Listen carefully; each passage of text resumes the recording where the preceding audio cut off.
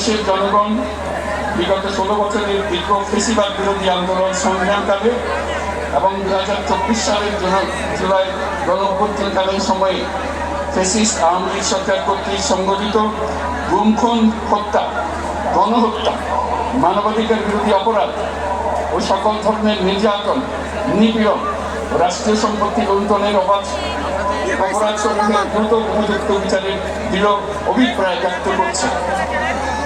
সেহেতু বাংলাদেশের জনগণ জনগণের সকল শহীদদের জাতীয় বীর হিসেবে ঘোষণা করে শহীদদের পরিবার, আহত যোদ্ধা এবং আন্দোলনকারী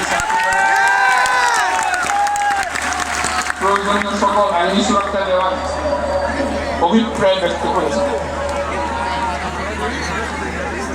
এবং সেহেতু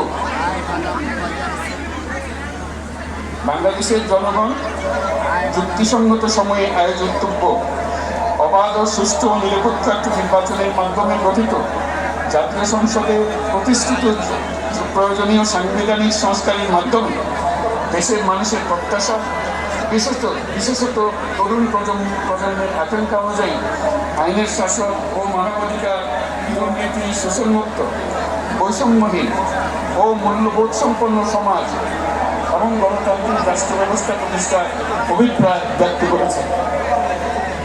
এবং সেহেতু বাংলাদেশের জনগণ এই প্রত্যাশা ব্যক্ত করছে যে একটি পরিবেশ ও জলবায়ু সহিষ্ণু, অন্তর্ভুক্তিমূলক, টেকসই উন্নয়ন কৌশলের মাধ্যমে বর্তমান ও ভবিষ্যৎ প্রজন্মের অধিকার সংরক্ষিত হবে।